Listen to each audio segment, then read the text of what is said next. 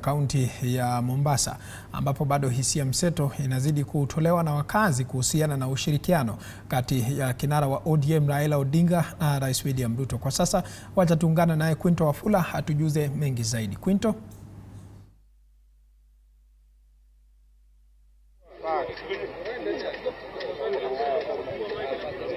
Shukran Paul Kirobi. Baada ya kiongozi wa upinzani ama kiongozi ambaye amekuwa upinzani kwa muda mrefu Raila Odinga sasa kuungana na Rais William Ruto, Wakenya hapa katika eneo la Likoni, kaunti ya Mombasa, wamejitokeza ili kutoa maoni yao kutokana na makubaliano haya.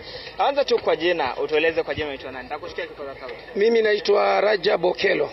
Kutoka hapa Likoni. Labda maoni yako ni yapi kuhusiana na haya makubaliano kati ya Raila na Ruto? Labda unahisi yale masuala ambayo walitia sahihi, yale makubaliano yataweza kutekelezwa? Mimi upande wangu vile namjua Raila na vile namjua Ruto, na watu wamefanya pamoja. Kwa hivyo Ruto anamjua Raila vizuri na Raila anamjua Ruto vizuri. Na hapo nyuma walikuwa kwa chama moja cha ODM, walianzisha pamoja. Kwa hivyo sera za hawa watu zinafanana.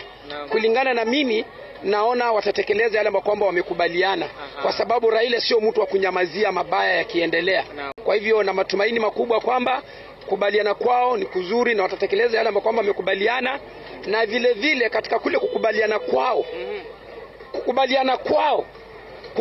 kwa Ruto na Raila inaleta amani na utulivu katika nchi ya Kenya. Sisi wafuasi wa ODM tulikuwa na uhasama mkubwa na watu wa UDA. Hasa baada ya uchaguzi, wiki mbili tulikuwa tunakaa chooni, hakuna kurudi ndani ya nyumba. Sawa. Kwa hiyo swali jingine labda nikuulize, ni wapi kiatu kinafinya? Unahisi kwamba swala lipi ambalo lipewe kipaumbele baada ya ushirikiano wa Raila na Ruto? Very good. Jambo la kwanza, Mr. Ruto penye huko, rais wetu na Raila Odinga, kimbia kwa SHA. Enda tekeleza maneno ya SHA. Hospitali zetu zote ziwe na madawa.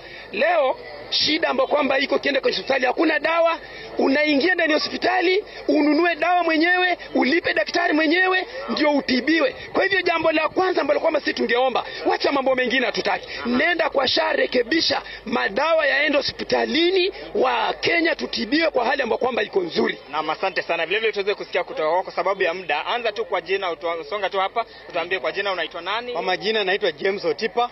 Mimi ni mkazi wa Likoni kwa bunge la letu la wananchi. Makubaliano kati ya Rais na Raila, labda unahisi atazaa matunda? Mimi kitu ninajua ni kwamba Ruto amekuwa kijana mchapakazi. Na kitu ninaomba Ruto, ile makubaliano ambayo wamewekea agreement na Mr. Raila Amolo Odinga ifanye kazi, kwa sababu mtu ambao tunaiza na upungufu ni Raila. Kwa maana ikiwa atafika mbele na wamtie kitu kwa mfuko aanze tena kufanya sarakasi, hapo ndio tutajua shida imetokea. Lakini Ruto atekeleze, kwa sababu yeye tunamhitaji 2027 tumpikie kura ya kumaliza kipindi yake. Kwa hiyo ni swala lipi lipewe kipaumbele baada ya ushirikiano huu? Wewe kama Mkenya wa kawaida, ni wapi kiatu kinafinya? Mimi kitu ninaona kiatu kinafinya wananchi ni upande wa uchumi.